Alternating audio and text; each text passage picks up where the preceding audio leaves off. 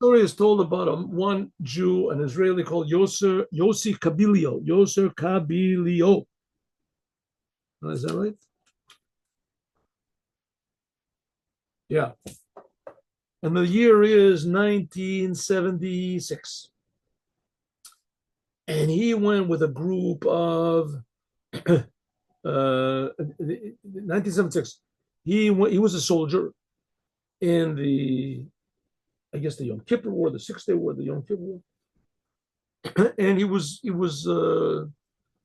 wounded severely. He lost his legs. And they took a group of them, a big group went to America. Known story, but this is the way I got the story. A big group went to America for I mean, the Israeli government, they did different things with them, with the what do they call the what's the name of it in English? The people that are crippled from the war. Crippled. They call them in Hebrew it's called Nechei Tzahal, wounded veterans, whatever, crippled veterans. Anyway, so they went to America. Among the things that they did, who knows, they saw the Statue of Liberty, they saw whatever they saw. So among the things they did was they arranged with them a meeting with the Lubavitcher Rebbe. Now, the Lubavitcher Rebbe truly is a religious figure, and the government, the state of Israel, is officially non-religious, anti-religious, whatever you want to call it.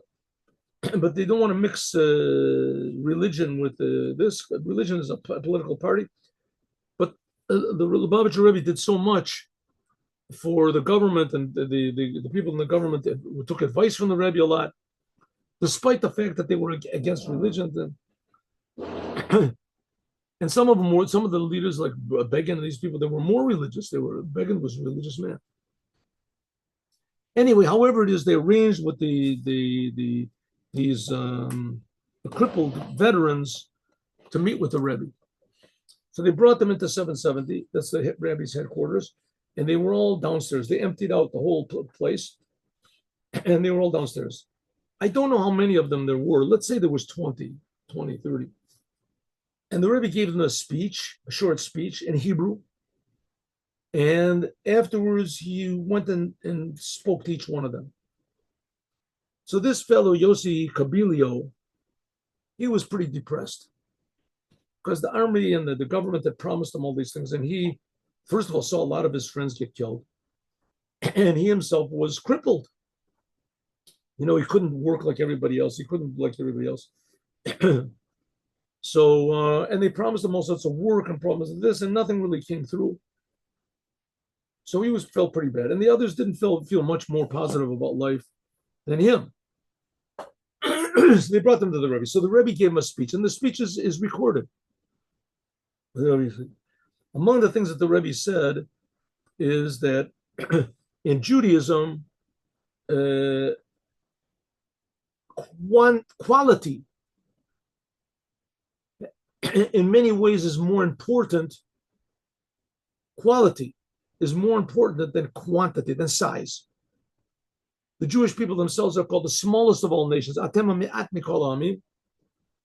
Why? Because Jewish people have to learn that their reason that God made them so small in size is because they have something unique in quality to contribute to the world. That they have to not pay attention so much to their size or their numbers, but rather to find and to activate the special qualities that they have. And that's what the Jews have done through the generations. They've benefited the whole world with, inventions and things, etc. So the Rebbe said the same thing is with you. We're speaking to these crippled veterans. God has made it that you are lacking something physically. One is missing a leg, one's missing an eye, one's missing this. And the reason that God has made you small physically, you're lacking something physically that others, is to tell you that you have something special, a good attitude, a good word to add in, you have something special inside of you to contribute. And so therefore the Rebbe said, I would like to make a suggestion that instead of calling you crippled veterans, they should be called, you say, special veterans. Mitsuyan Itzal. Mitsuyan means like excellent in Hebrew. Special, unique, special veterans. I don't know exactly how you translate it into English to bring out the point, but the Rebbe wants to say, I guess, the point I want to make is the Rebbe said Mitzuyani means that you are excellent veterans. Excellent veterans. That was a whole unusual way of looking at things, right? Because up to now, everyone was saying, I haven't got legs, I haven't got an arm, I haven't got this. There's something inside of me I have that I didn't notice, and now God is forcing me to notice this, something good. And then the Rebbe went from each and every one of them, in front of each and every one of them, and said a little word or whatever. And to this, Yossi Kabilio, he in his personal life, the way I understand from the story, in his personal life, he had been engaged to be married or whatever. He was going to learn something in university, was in the middle. And because of his tragedy, and so he broke off the wedding, he broke off this. However it was, the Rebbe went in front of him and said one word, shook his hand, said one word, Toda, which means thank you. And he felt that the Rebbe was saying this not just as a performance or a religious person and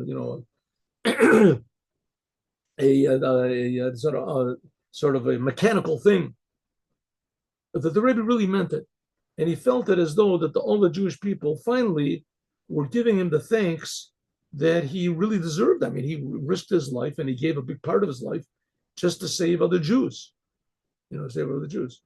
And the Rebbe said Toda. When he heard that, he realized that he really made a tremendous contribution. And he changed his whole life. It changed his whole life.